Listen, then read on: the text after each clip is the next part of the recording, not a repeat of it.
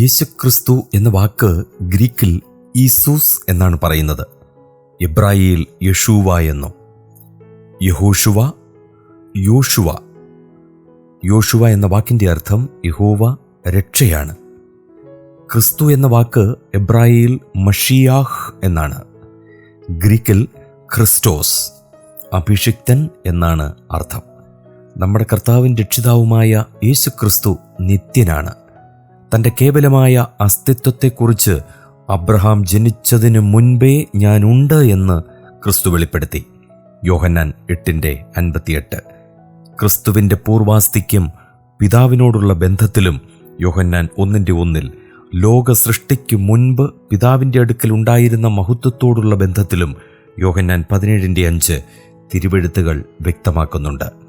സകലവും അവൻ മുഖാന്തരം ഉളവായി. യോഹന്നാൻ 1:3, 1 കൊരിന്ത്യർ 8:6, എബ്രായർ 1:6, കൊലോസ്യർ 1:16. അവൻ സർവത്തിനും മുമ്പേ ഉള്ളവനും സകലത്തിനും ആധാരവുമാണ്. കൊലോസ്യലേഖനം 1:17. മനുഷ്യർക്ക് ഗ്രഹിക്കുവാൻ കഴിയുന്ന വിധത്തിൽ ദൈവത്തെ വെളിപ്പെടുത്തുന്നതിനു വേണ്ടി ക്രിസ്തു തൻ്റെ ജഡധാരണത്തിൽ മനുഷ്യപ്രകൃതി സ്വീകരിച്ചു. യോഹന്നാൻ 1:14-18. ക്രിസ്തുവിൻ്റെ ജനനം സ്വാഭാവികമായിരുന്നു. എന്നാൽ അവൻ ഉൽപ്പാദിതമായത് പ്രകൃത്യതീതമായി പരിശുദ്ധാത്മാവിൻ്റെ ശക്തിയാലും. മത്തായിയുടെ സുവിശേഷം 1:18, ലൂക്കോസ് 1:35. ദൈവം ജഡത്തിൽ വെളിപ്പെട്ടു. ദൈവരൂപത്തിലിരിക്കെ ക്രിസ്തു ദാസരൂപമെടുത്ത് മനുഷ്യ സാദൃശ്യത്തിലായി വേഷത്തിൽ മനുഷ്യനായി വിളങ്ങി. ഫിലിപ്പി ലേഖനം 2:6-8. ക്രിസ്തുവിനെക്കുറിച്ച് അപ്പോസ്തോല വിശ്വാസ പ്രമാണം ഏറ്റുപറയുന്നത് ഇങ്ങനെയാണ്: ദൈവത്തിൻ്റെ ഏകപുത്രനായി നമ്മുടെ കർത്താവായ യേശുക്രിസ്തുവിലും ഞാൻ വിശ്വസിക്കുന്നു. അവിടുന്ന് പരിശുദ്ധാത്മാവിനാൽ കന്യക മറിയയിൽ ഉൽപ്പാദിപ്പിക്കപ്പെട്ട് ജനിച്ചു. പൊന്തിയോസ് പീലാത്തോസിൻ്റെ കീഴിൽ കഷ്ടപ്പെട്ടു, കുരിശിൽ തറയ്ക്കപ്പെട്ടു, മരിച്ചു, അടക്കപ്പെട്ടു. അവിടുന്ന് പാതാളത്തിലേക്ക് ഇറങ്ങി 3-ാം ദിവസം മരിച്ചവരിൽ നിന്ന് പിന്നെയും ഉയർത്തെഴുന്നേറ്റു. അവിടുന്ന് സ്വർഗത്തിലേക്ക് കയറി സർവശക്തിയുള്ള പിതാവായ ദൈവത്തിൻ്റെ വലത്തുഭാഗത്ത് ഇരിക്കുന്നു. അവിടെ നിന്ന് ജീവനുള്ളവരെയും മരിച്ചവരെയും ന്യായം വിധിപ്പാൻ അവിടുന്ന് വരികയും ചെയ്യും. യേശുക്രിസ്തുവിനെക്കുറിച്ചുള്ള മൂലരേഖകൾ ഒന്ന് വിവരിക്കാം. യേശുക്രിസ്തു എന്തെങ്കിലും എഴുതുകയോ യേശുക്രിസ്തുവിനെക്കുറിച്ച് തൻ്റെ കാലത്ത് എന്തെങ്കിലും എഴുതപ്പെടുകയോ ചെയ്തിട്ടില്ല. യേശുക്രിസ്തുവിൻ്റെ ജീവിതത്തെക്കുറിച്ച് നമുക്ക് ലഭ്യമായ രേഖകൾ 4 സുവിശേഷങ്ങളാണ്. യേശുക്രിസ്തുവിൻ്റെ ജനനത്തെക്കുറിച്ച് ബൈബിളിൽ തന്നെ ആദ്യം എഴുതപ്പെട്ട രേഖ ഗലാത്യലേഖനം 4:4 എന്നാൽ കാലസമ്പൂർണത വന്നപ്പോൾ ദൈവം തൻ്റെ പുത്രനെ സ്ത്രീയിൽ നിന്ന് ജനിച്ചവനായി, ന്യായപ്രമാണത്തിന് കീഴ് ജനിച്ചവനായി നിയോഗിച്ച് അയച്ചു. യേശുക്രിസ്തുവിൻ്റെ ജീവിതത്തെക്കുറിച്ചുള്ള ചില ചിതറിയ സൂചനകൾ പൗലോസിൻ്റെ ലേഖനങ്ങളിലുണ്ട്. റോമാലേഖനം 1:5, 1 കൊരിന്ത്യർ 11:23-25 വരെ, 15 3-7 വരെയുള്ള വാക്യങ്ങൾ. സുവിശേഷ രചനയ്ക്ക് മുമ്പാണ് പൗലോസിൻ്റെ ലേഖനങ്ങൾ എഴുതപ്പെട്ടത്. സുവിശേഷങ്ങൾ വെറും ജീവചരിത്രങ്ങളല്ല. അവ 4 വീക്ഷണങ്ങളിൽ ദൈവപുത്രനെ വ്യത്യസ്ത ഭാവങ്ങളിൽ അവതരിപ്പിക്കുന്നു. ചരിത്രാംശങ്ങൾക്ക് കോട്ടം വരാതെയാണ് അപ്രകാരം ചെയ്തിട്ടുള്ളതെന്ന് സംവിധാനം വ്യക്തമാക്കുന്നു. ആദിമുതൽ കണ്ട സാക്ഷികളും വചനത്തിൻ്റെ ശുശ്രൂഷകരും ഭരമേൽപ്പിച്ചതുപോലെ ക്രമമായി എഴുതപ്പെട്ട ഒന്നാണ് ലൂക്കോസ് സുവിശേഷം. ആദിമുതൽ സകലവും സൂക്ഷ്മമായി പരിശോധിച്ച ശേഷമാണ് അത് എഴുതിയത്. കർണകീയ പ്രചരിച്ച വസ്തുതകളും ലിഖിത രേഖകളും ലൂക്കോസ് പരിശോധിച്ചു. മർക്കോസ് സുവിശേഷമാണ് ആദ്യം എഴുതപ്പെട്ടത്. മറ്റ് സമവീക്ഷണ സുവിശേഷങ്ങളുടെ പശ്ചാത്തലത്തിൽ മർക്കോസ് സുവിശേഷം അടിഞ്ഞു കിടപ്പുണ്ട്. ബൈബിളിന് പുറമെയുള്ള ചില രേഖകളിലും ക്രിസ്തുവിനെയും ക്രിസ്ത്യാനികളെയും കുറിച്ചുള്ള ചില പരാമർശങ്ങൾ കാണാം. അക്രൈസ്തവ എഴുത്തുകാരായ ടാസിറ്റസ്, പ്ലീനി, സുഡോണിയസ്, ജോസിഫസ് എന്നിവരുടെ എഴുത്തുകളാണ് പ്രധാനം. ടാസിറ്റസ് എന്ന റോമൻ ചരിത്രകാരൻ AD 110 അനൽസ് അതിൻ്റെ 15:44 യേശുവിൻ്റെ വധത്തെക്കുറിച്ച് പ്രസ്താവിച്ചിട്ടുണ്ട്.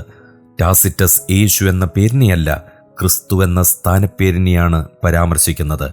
ക്രിസ്ത്യാനികളോട് താൻ എങ്ങനെയാണ് പെരുമാറേണ്ടതെന്ന് അന്വേഷിച്ചുകൊണ്ട് പ്ലീനി ദ യങ്ങർ ട്രാജന് AD 111 എഴുതി.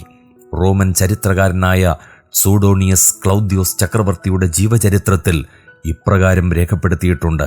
അദ്ദേഹം അഥവാ ക്ലൗദ്യോസ് ക്രിസ്തുസിന്റെ പ്രേരണ നിമിത്തം റോമിൽ നിരന്തര ശല്യക്കാരായിരുന്ന യഹൂദന്മാരെ റോമിൽ നിന്നും ബഹിഷ്കരിച്ചു. ക്ലൗദ്യോസ് കൈസർ AD 49 പുറപ്പെടുവിച്ച ഈ കൽപ്പനയെക്കുറിച്ചുള്ള പരാമർശം അപ്പോസ്തല പ്രവൃത്തി 18:2 ക്രിസ്തു എന്ന് വിളിക്കപ്പെടുന്ന യേശുവിൻ്റെ സഹോദരനായ യാക്കോബിനെ കല്ലെറിഞ്ഞതിനെക്കുറിച്ച് യഹൂദ പഴമകളിൽ, അതായത് 20:9 ജോസിഫസ് പരാമർശിച്ചിട്ടുണ്ട്.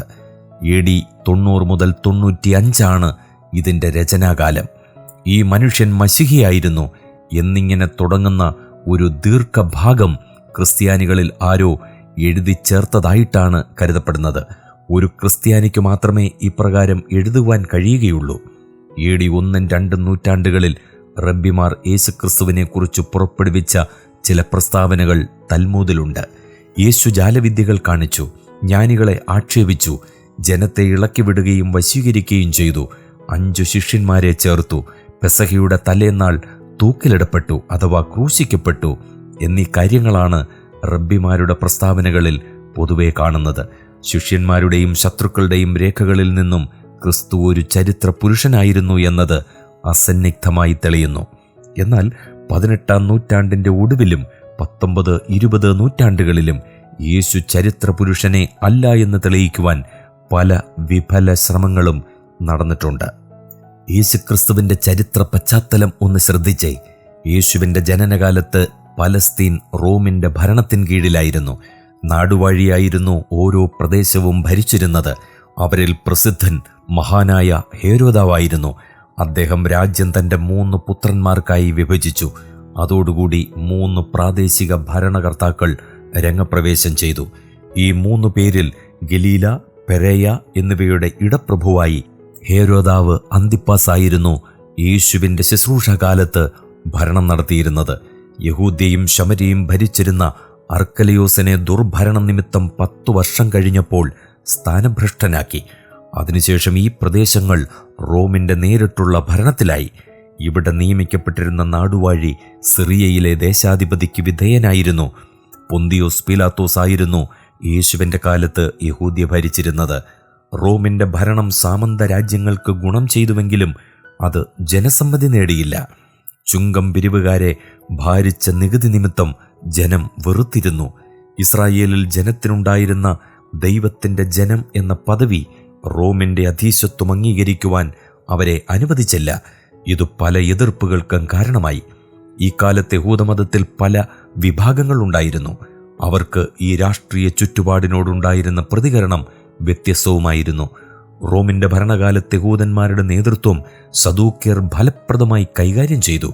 ഭരണത്തോട് എതിർപ്പ് കാട്ടാതെ ദൈവാലയ സംബന്ധമായ കാര്യങ്ങൾ മുറപോലെ നടത്തുകയും നിലവിലിരിക്കുന്ന വ്യവസ്ഥിതിയെ തുടരാൻ അനുവദിക്കുകയും ചെയ്യുക എന്നതായിരുന്നു അവരുടെ ചിന്താഗതി.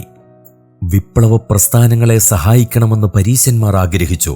പക്ഷേ ന്യായപ്രമാണവുമായി ബന്ധപ്പെട്ട കാര്യങ്ങളിൽ ശ്രദ്ധ പതിപ്പിച്ചുകൊണ്ട് അനുദിന ജീവിതത്തിൽ ന്യായപ്രമാണം പ്രായോഗികമാക്കുന്നതിൽ ദത്തശ്രദ്ധരായിരുന്നു അവർ. എസ്സീനിയർ സാമൂഹികവും രാഷ്ട്രീയവുമായ കാര്യങ്ങളിൽ നിന്നൊഴിഞ്ഞുമാറി സന്യാസ ജീവിതത്തിൽ മുഴുകി. സ്ഥിതിവിശേഷം ഇതായിരുന്നുവെങ്കിലും റോമ ഭരണത്തിനെതിരെ ജനകീയ പ്രസ്ഥാനങ്ങൾ ഉടലെടുത്തു. AD 6 സെൻസസിന് ശേഷം യൂദായുടെ കീഴിൽ ഗലീലയിലെ യഹൂദന്മാരുണ്ടാക്കിയ വിപ്ലവം അടിച്ചമർത്തപ്പെട്ടു. ഇടയ്ക്കിടെ ഗലീലയിലുണ്ടായിരുന്ന വിപ്ലവങ്ങളാണ് AD 66-70 യുദ്ധത്തിനും യെരുശലേമിൻ്റെ നാശത്തിനും കാരണമായത്. യഹൂദയ്ക്ക് കുറച്ചകലെയായിരുന്നു യേശുവിൻ്റെ സ്വദേശമായ ഗലീല. അവിടുത്തെ ജനങ്ങളിലധികവും യഹൂദേതരരായിരുന്നു. ഭൂമിശാസ്ത്രപരമായി ഗലീലയെ യഹൂദ്യയിൽ നിന്നും വേർതിരിക്കുന്നത് ശമര്യയാണ്. യഹൂദന്മാർ ശമര്യരെ വെറുത്തിരുന്നു. അരാമ്യ, എബ്രായ, ഗ്രീക്ക് ഭാഷകൾ സംസാരിക്കുന്നവർ പലസ്തീനിൽ അന്നുണ്ടായിരുന്നു. ക്രിസ്തുവിൻ്റെ ഭാഷ അരാമ്യ ആയിരുന്നിരിക്കണം. യെരുശലേമിലെ മതപ്രമാണികളുമായി ചർച്ചകൾ നടത്താൻ ഒരു ഗലീല്യൻ ഗ്രീക്ക്, എബ്രായ ഭാഷകൾ അറിഞ്ഞിരിക്കേണ്ടത് ആവശ്യമായിരുന്നു. ഏതാണ്ട് BC 4 മഹാനായ ഹേരോദാവ് മരിക്കുന്നതിന് അല്പം മുമ്പാണ് യേശു ജനിച്ചത്. മത്തായി 2:1, 13 മുതൽ 15 വരെ. കൃത്യമായ തീയതി അറിയാൻ നിവൃത്തിയില്ല. പരസ്യ ശുശ്രൂഷ ആരംഭിക്കുമ്പോൾ യേശുവിന് ഏകദേശം 30 വയസ്സായിരുന്നു. ലൂക്കോസ് 3:23. യോഹന്നാൻ സ്നാപകന്റെ ശുശ്രൂഷയുടെ ആരംഭത്തിന് ശേഷമാണിത്. ലൂക്കോസ് 3:1. ഏകദേശം 3 വർഷമാണ് ഭൂമിയിൽ യേശുക്രിസ്തുവിൻ്റെ ശുശ്രൂഷാകാലം. AD 33 യേശുവിൻ്റെ ക്രൂശീകരണമെന്ന് വിശ്വസിക്കപ്പെടുന്നു. യേശുവിനെ ക്രൂശിച്ച വർഷം ഒരു വെള്ളിയാഴ്ചയാണ് പെസഹ ആചരിച്ചതെങ്കിൽ ജ്യോതിശാസ്ത്രപരമായി കിട്ടുന്ന തെളിവുകളും AD 33 സ്ഥിരീകരിക്കുന്നു. മത്തായി, ലൂക്കോസ് സുവിശേഷങ്ങളിൽ മാത്രമേ യേശുവിൻ്റെ ജനനത്തെക്കുറിച്ച് വ്യക്തമായി പറഞ്ഞിട്ടുള്ളൂ. ഈ 2 സുവിശേഷങ്ങളിലും യേശുക്രിസ്തുവിൻ്റെ വംശാവലി രേഖപ്പെടുത്തിയിട്ടുമുണ്ട്. അബ്രഹാമിൻ്റെ പുത്രനായ ദാവീദിൻ്റെ പുത്രനായ യേശുക്രിസ്തുവിൻ്റെ വംശാവലി എന്ന മുഖവുരിയോടുകൂടി അബ്രഹാം മുതൽ ക്രിസ്തു വരെയുള്ള 42 തലമുറകളുടെ പേര് മത്തായി 1 മുതൽ 17 വരെയുള്ള വാക്യങ്ങളിൽ ചേർത്ത് വെച്ചിട്ടുണ്ട്. യേശുക്രിസ്തുവിൻ്റെ സ്നാനത്തെക്കുറിച്ചുള്ള വിവരണത്തെ തുടർന്ന് യോസേഫ് മുതൽ ദൈവത്തിൻ്റെ മകനായ ആദാം വരെ 70ഓളം തലമുറകളെ ലൂക്കോസ് രേഖപ്പെടുത്തി. 23 മുതൽ 38 വരെ. ദാവീദിൻ്റെ സന്തതി എന്ന നിലയിൽ യേശു തൻ്റെ ശുശ്രൂഷാകാലത്ത് പ്രശസ്തനായിരുന്നു. മർക്കോസ് 10:47. ഇതിന് അപ്പോസ്തോലിക സാക്ഷ്യവുമുണ്ട്. റോമാലേഖനം 1:5. 2 പട്ടികകളും യേശുവിനെ യോസേഫിലൂടെ ദാവീദിൻ്റെ സന്തതിയാക്കുന്നു. എന്നാൽ യോസേഫ് യേശുവിൻ്റെ യഥാർത്ഥ പിതാവല്ലെന്ന് ഈ 2 ഭാഗങ്ങളും വ്യക്തമാക്കിയിട്ടുണ്ട്. മത്തായി 1:16, ലൂക്കോസ് 3:23. യേശുക്രിസ്തു ബേത്ലഹേമിൽ ജനിക്കുകയും ഗലീലയിലെ നസറേത്ത് എന്ന ഗ്രാമത്തിലെ ഒരു സാധാരണ ഗൃഹത്തിൽ വളരുകയും ചെയ്തു. യേശുവിൻ്റെ കാലത്തിന് മുമ്പ് നസറേത്ത് എന്ന ഗ്രാമത്തെപ്പറ്റി ഒരു സാഹിത്യത്തിലും പരാമർശിച്ചിട്ടില്ല. ഒരു ഇടത്തരം ആശാരി കുടുംബമായിരുന്നു യേശുവിൻ്റേത്. ഗ്രാമത്തിലവർ മാന്യരായിരുന്നു. എന്നാൽ അവർ വലിയ ധനവാന്മാരായിരുന്നില്ലെന്ന് സുവിശേഷങ്ങൾ വ്യക്തമാക്കുന്നു. യേശുവിൻ്റെ ഉപമകൾ പലപ്പോഴും ദരിദ്ര ഭവനങ്ങളെക്കുറിച്ചായിരുന്നു. ലൂക്കോസ് 11:5 മുതൽ 7 വരെ, 15:8 മുതൽ 10 വരെ.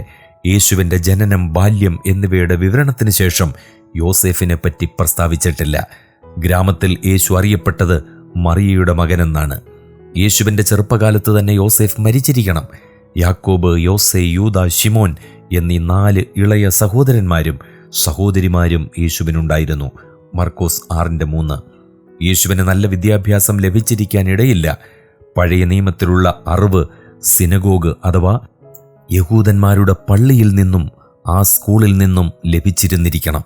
മതപരമായ ചർച്ചകളിൽ യേശു നിപുണനായിരുന്നുവെന്ന് സുവിശേഷങ്ങളിൽ നിന്ന് മനസ്സിലാക്കാം. ലൂക്കോസ് 2:42 മുതൽ 50 വരെ. മറ്റൊരിടത്തു നിന്നും യേശുവിൻ്റെ ബാല്യത്തെപ്പറ്റിയുള്ള അറിവ് നമുക്ക് ലഭിക്കുന്നില്ല. യേശു പരസ്യപ്രവർത്തനം ആരംഭിച്ചത് യോഹന്നാൻ സ്നാപകന്റെ ശുശ്രൂഷാകാലത്താണ്. സ്നാപകൻ യേശുവിൻ്റെ ബന്ധുവായിരുന്നു. യഹൂദ്യ മരുഭൂമിയിൽ സന്യാസ ജീവിതം നയിച്ച അദ്ദേഹം ജനങ്ങളെ അനുതാപത്തിലേക്ക് നയിച്ചു. ധാരാളം പേർ സ്നാപകനാൽ യോർദാൻ നദിയിൽ സ്നാനമേറ്റു. അദ്ദേഹത്തിൻ്റെ അനുയായികളിൽ നിന്നുമാണ് ക്രിസ്തു തൻ്റെ ശിഷ്യന്മാരെ കണ്ടെത്തിയത്. യോഹന്നാൻ 1:35 മുതൽ 42 വരെ. താൻ പ്രവചിച്ച ന്യായാധിപതിയാണ് യേശുവെന്ന് യോഹന്നാൻ സ്നാപകന് മനസ്സിലായി. മത്തായി 3:11. എന്നാൽ അനന്തര പ്രവർത്തനങ്ങൾ സ്നാപകനിൽ സംശയമുളവാക്കി. മത്തായി 11:2 മുതൽ 3 വരെ. പരസ്യ ശുശ്രൂഷ തുടങ്ങുന്നതിന് മുമ്പ് യേശു സ്നാപക യോഹന്നാന്റെ കൈക്കീഴിൽ സ്നാനമേറ്റു. പാപക്ഷമയ്ക്ക് വേണ്ടിയുള്ള മാനസാന്തര സ്നാനമാണ് യോഹന്നാൻ സ്നാപകൻ നൽകിയത്. എന്നാൽ യേശു ഇപ്രകാരമൊരു സ്നാനത്തിന് വിധേയപ്പെട്ടത് എന്ത് എന്നത് അധികം ചർച്ച ചെയ്യപ്പെട്ടിട്ടുള്ള ഒരു വിഷയവുമാണ്. വ്യക്തിപരമായ പാപത്തെക്കുറിച്ചുള്ള അവബോധമായിരുന്നില്ല യേശുവിനെ സ്നാനപ്പെടുവാൻ പ്രേരിപ്പിച്ചതെന്ന് പുതിയ നിയമഭാഗങ്ങളുടെ വെളിച്ചത്തിൽ നമുക്ക് മനസ്സിലാക്കാം. യോഹന്നാൻ 8:46, എബ്രായ ലേഖനം 4:15, 1 പത്രോസ് 2:22. ജനത്തോട് സ്വയം സാത്മീകരിക്കുകയായിരുന്നു തൻ്റെ പ്രധാന ലക്ഷ്യം.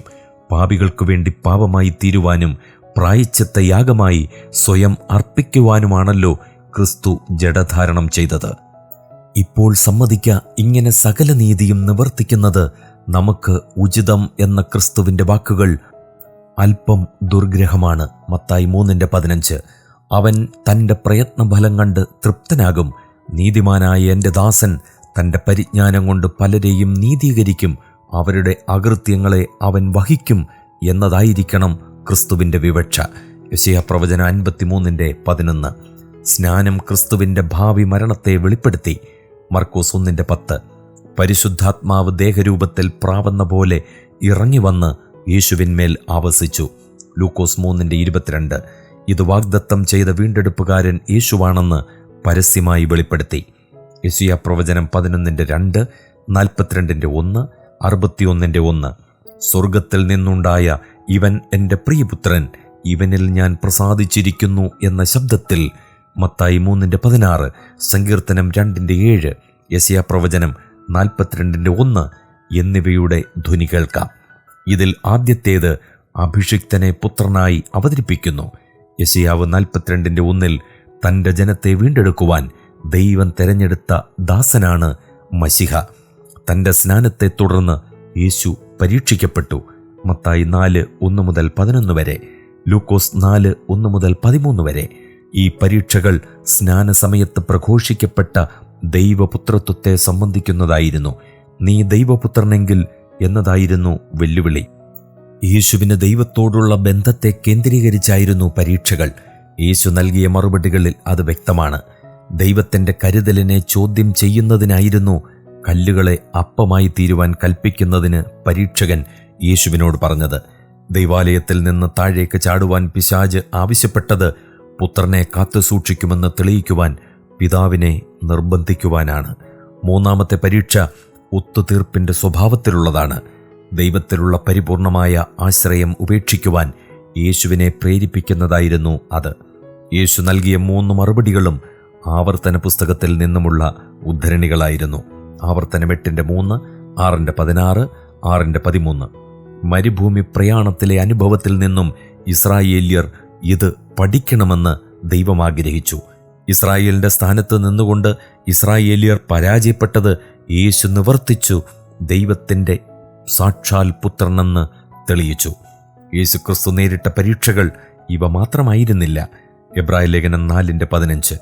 അനന്തരം യേശു തൻ്റെ പരസ്യ ശുശ്രൂഷ ആരംഭിച്ചു. യോഹന്നാൻ നൽകിയതിന് സമാന്തരമായ സ്നാന ശുശ്രൂഷയിൽ കേന്ദ്രീകരിച്ചുകൊണ്ടാണ് യോർദാൻ താഴ്വരയിൽ പ്രവർത്തനം ആരംഭിച്ചത്. യോഹന്നാൻ 3:22, 4:1. പലരും യേശുവിനെ ഒരു രണ്ടാം സ്നാപക യോഹന്നാനായി കരുതി. യേശുവിൻ്റെ സ്നാന ശുശ്രൂഷ യോഹന്നാൻ സ്നാപകൻ്റെയും യേശുവിൻ്റെയും ശിഷ്യന്മാർക്ക് തമ്മിൽ ശത്രുതയ്ക്ക് കാരണമായി. എന്നാൽ യോഹന്നാൻ സ്നാപകൻ അതിനെ എതിർത്തില്ല. യേശുവിൻ്റെ ശ്രുതി നാട്ടിൽ പരന്നു. ഹേരോദാവ് അന്തിപ്പാസ് യോഹന്നാൻ സ്നാപകനെ കാരാഗൃഹത്തിലടച്ചു. ഈ ചുറ്റുപാടിൽ യേശു സ്വന്തം നാടായ ഗലീലയിലേക്ക് പിൻവാങ്ങി. യേശു ചുറ്റി നടന്ന് പ്രസംഗിക്കുകയും രോഗികളെ സൗഖ്യമാക്കുകയും ചെയ്തു. തുടർന്ന് യേശു സ്നാനപ്പെടുത്തിയതായി നാം കേൾക്കുന്നുമില്ല. യേശുക്രിസ്തു തൻ്റെ പരസ്യ ശുശ്രൂഷകൾ ആരംഭിച്ചു.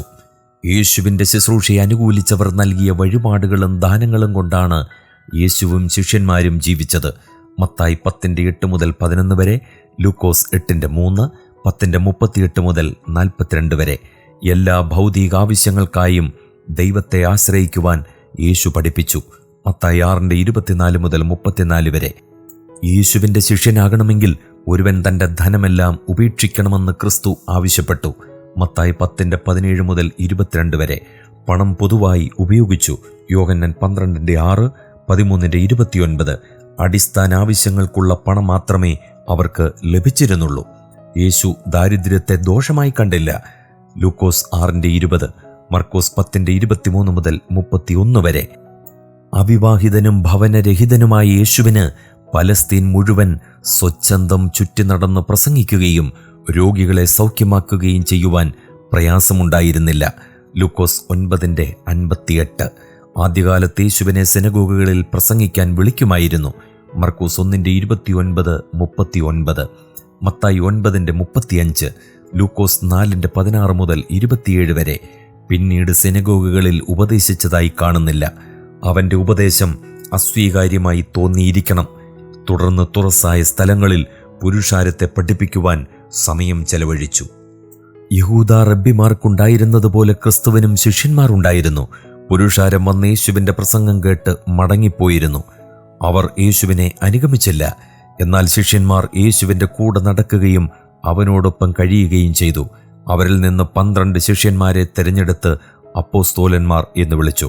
12 അപ്പോസ്തോലന്മാരുടെ പേരുകൾ: ഒന്നാമൻ പത്രോസ് എന്നു പേരുള്ള ശിമോൻ, അവന്റെ സഹോദരൻ അന്ത്രയോസ്, സബദിയുടെ മകൻ യാക്കോബ്, അവന്റെ സഹോദരൻ യോഹന്നാൻ, ഫിലിപ്പോസ്, ബർത്തലോമായി, തോമാസ്, ചുങ്കക്കാരൻ മത്തായി, അൽഫായുടെ മകൻ യാക്കോബ്, തദ്ദായി, ശിമോൻ, യേശുവിനെ കാണിച്ചുകൊടുത്ത ഇസ്കര്യോത്ത യൂദ.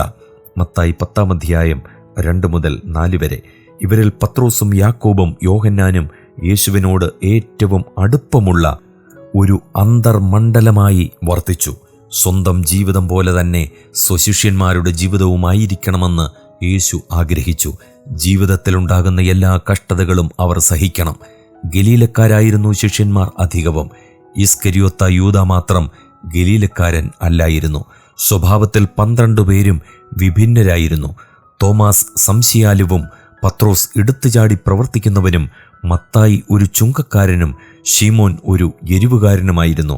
എല്ലാവരും വെറുക്കുന്ന ആൾക്കാരുമായി യേശു സൗഹാർദ്ദ ബന്ധം പുലർത്തി. ചുങ്കക്കാരോടും പാപികളോടും യേശുവിനുണ്ടായിരുന്ന ആഭിമുഖ്യം യഹൂദന്മാരുടെ ശത്രുതയ്ക്ക് കാരണമായി. ശുശ്രൂഷയുമായി ബന്ധപ്പെട്ടാണ് യേശു ഇവരോട് സഹകരിച്ചത്. മർക്കോസ് 2:17, ലൂക്കോസ് 15:1-2.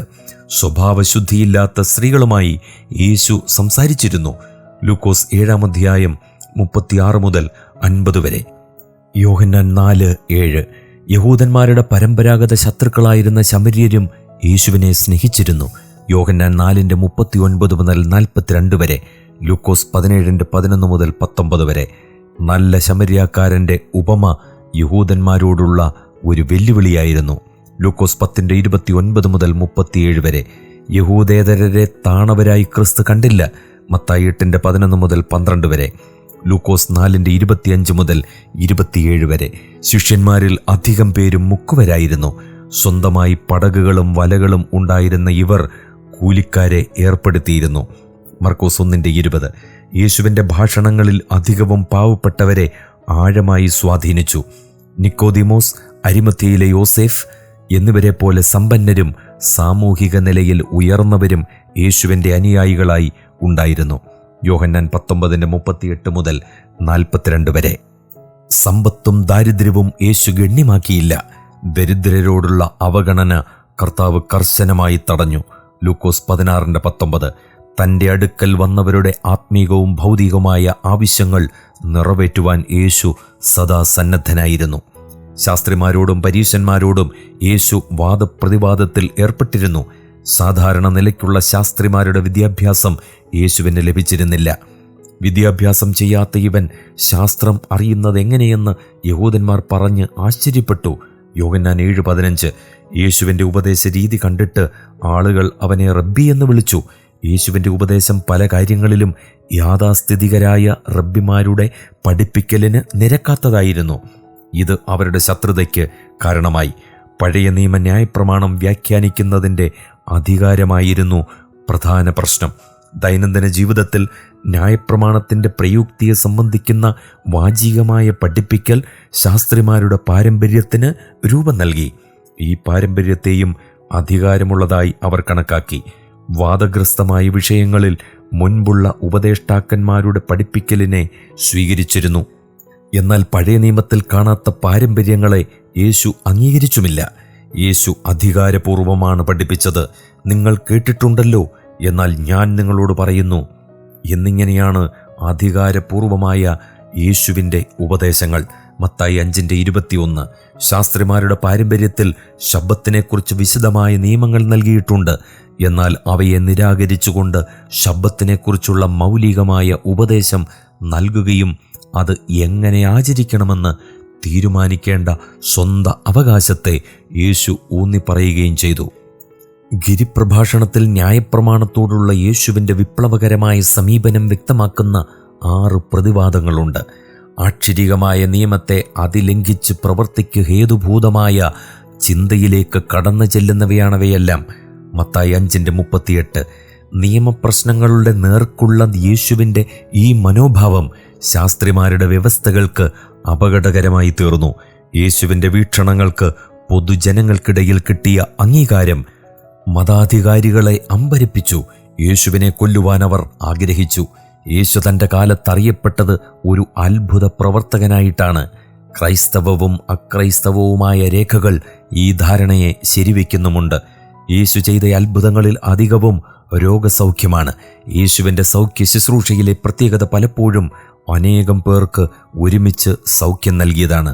മർക്കോസ് 1:32 മുതൽ 34 വരെ, 3:7 മുതൽ 12 വരെ, 6:55, ലൂക്കോസ് 7:21. രോഗം സൗഖ്യമാക്കുന്നതോടൊപ്പം ഭൂതങ്ങളെയും പുറത്താക്കി. ശിഷ്യന്മാരോടും ഇവയൊക്കെയും തൻ്റെ നാമത്തിൽ ചെയ്യുവാൻ യേശു കൽപ്പിച്ചു. മർക്കോസ് 6:11, മത്തായി 10:8. യേശു സൗഖ്യം നൽകിയ രോഗികളിൽ പക്ഷവാതക്കാർ, കുരുടർ, കുഷ്ഠരോഗികൾ, ചെകിടർ തുടങ്ങിയവർ ഒക്കെ ഉണ്ടായിരുന്നു. മരിച്ച 3 പേർക്ക് പുനർജീവൻ നൽകിയതായി സുവിശേഷങ്ങളിൽ രേഖപ്പെടുത്തിയിട്ടുണ്ട്. പലപ്പോഴും ഒരു വാക്കുകൊണ്ട് കൽപ്പിച്ചാണ് ഭൂതങ്ങളെ പുറത്താക്കിയത്. മത്തായി 8:8-16. ചുറ്റുപാടുകളുടെ സമ്മർദ്ദം മൂലമാണ് യേശു അത്ഭുതങ്ങൾ പ്രവർത്തിച്ചത്. ഏതെങ്കിലും ഞെരുക്കമുണ്ടാകുമ്പോൾ ആവശ്യം സാധിക്കുന്നതിനായി യേശു അത്ഭുതം പ്രവർത്തിച്ചു. അങ്ങനെ ചെയ്ത അത്ഭുതങ്ങളിൽ പെടുന്നവയാണ് വിശന്ന പുരുഷാരത്തെ ഭക്ഷണം കൊണ്ട് പോഷിപ്പിച്ചതും, കാനായിലെ കല്യാണത്തിൽ പച്ചവെള്ളം വീഞ്ഞാക്കിയതും, അത്ഭുതകരമായ മീൻപിടുത്തവും കൊടുങ്കാറ്റിനെ ശമിപ്പിച്ചതും എല്ലാം. തൻ്റെ ആളത്തത്തെ തെളിയിക്കുവാൻ വേണ്ടി ആയിരുന്നില്ല ഈ അത്ഭുത പ്രവർത്തികൾ.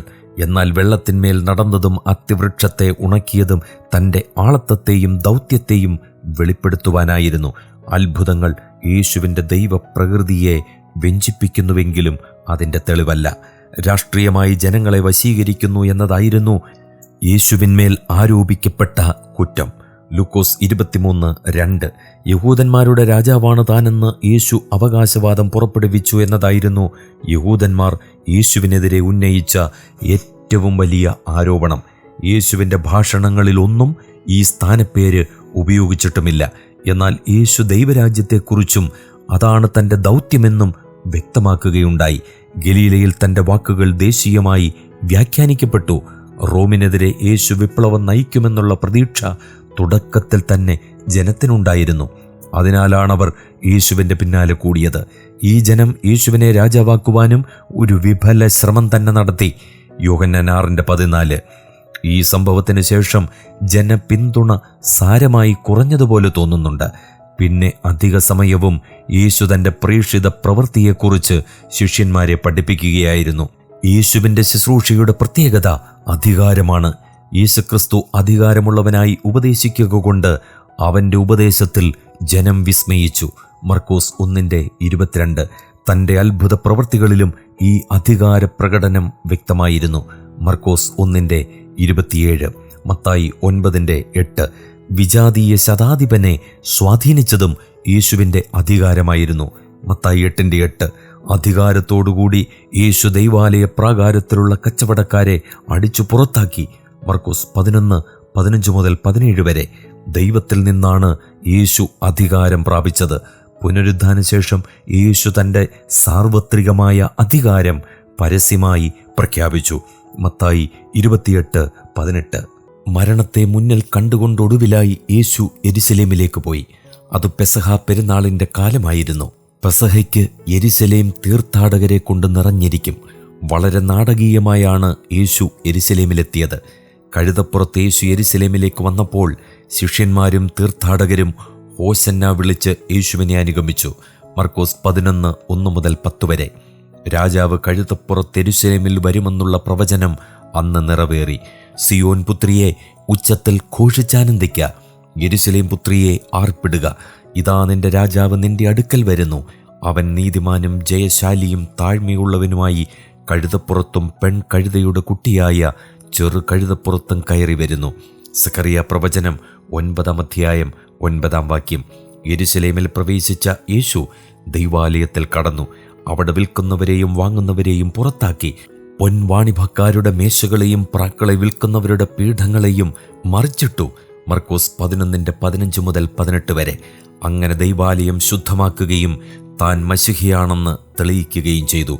ഒടുവിലത്തെ ആഴ്ചയിൽ മതാധിപന്മാരുമായി യേശു വാഗ്വാദങ്ങൾ നടത്തി. യേശുവിൻ്റെ അധികാരം, കരം കൊടുക്കുന്നതിനോടുള്ള മനോഭാവം, മരിച്ചവരുടെ ഉയർത്തെഴുന്നേൽപ്പ്, മുഖ്യ കൽപ്പന, ദാവീദിൻ്റെ പുത്രൻ എന്ന നിലയിൽ മശിഹിയുടെ പദവി, ഇതെല്ലാം ആ വാദപ്രതിവാദത്തിൽ ഉൾപ്പെട്ട പ്രധാന വിഷയങ്ങളായിരുന്നു.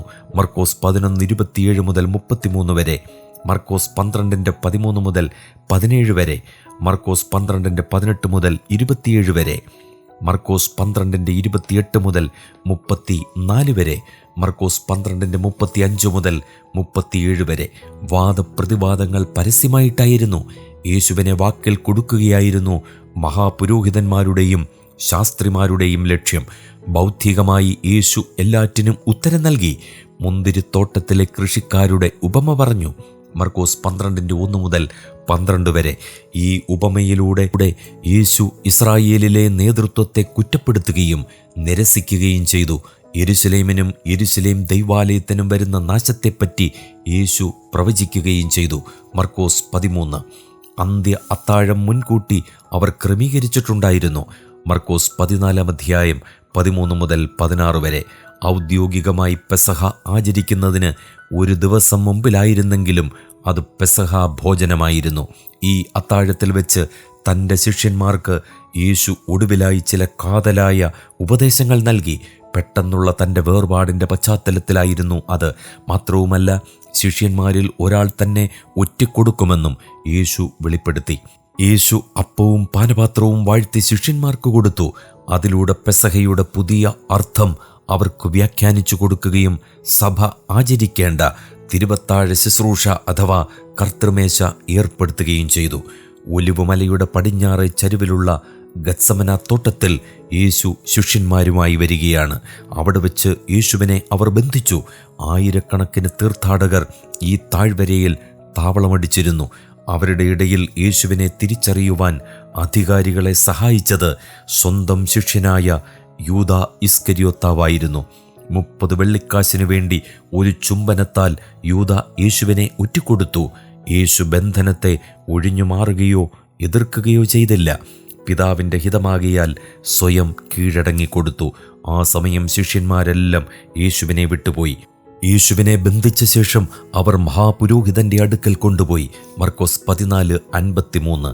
2 വിധത്തിലുള്ള വിസ്താരങ്ങൾക്ക് യേശുക്രിസ്തു വിധേയനായി, മതപരവും നിയമപരവും. ഈ 2 വിസ്താരങ്ങൾക്കും 3 രംഗങ്ങൾ വീതമുണ്ടായിരുന്നു. മതപരമായ വിചാരണ ഒന്നാമത് ഹന്നാവിൻ്റെയും, രണ്ടാമത് കയ്യഭാവിൻ്റെയും, മൂന്നാമത് സന്നിദ്രിം സംഘത്തിൻ്റെയും മുൻപിലായിരുന്നു. നിയമപരമായ വിചാരണ നടന്നത് പീലാത്തോസിൻ്റെയും ഹേരോദാവ് അന്തിപ്പാസിൻ്റെയും വീണ്ടും പീലാത്തോസിൻ്റെയും മുൻപിലായിരുന്നു. യേശുവിൻ്റെ ഒന്നാമത്തെ ന്യായവിസ്താരം ഹന്നാവിൻ്റെ മുൻപിലായിരുന്നു. യോഹന്നാൻ 18, 13, 14 വാക്യങ്ങൾ. ഹന്നാവിൻ്റെ മരുമകനായിരുന്നു അക്കാലത്തെ മഹാപുരോഹിതനായ കയ്യഫാവ്. യഹൂദന്മാർ നിയമാനുസൃത മഹാപുരോഹിതനായി കണക്കാക്കിയിരുന്നത് ഹന്നാവിനെയായിരുന്നിരിക്കണം. ഹന്നാവിൻ്റെ അരമനയിൽ വെച്ച് നടന്ന വിസ്താരത്തിൽ പറയാവുന്ന ഫലമൊന്നും ഉണ്ടായില്ല. യോഹന്നാൻ 18, 12 മുതൽ 23 വരെ.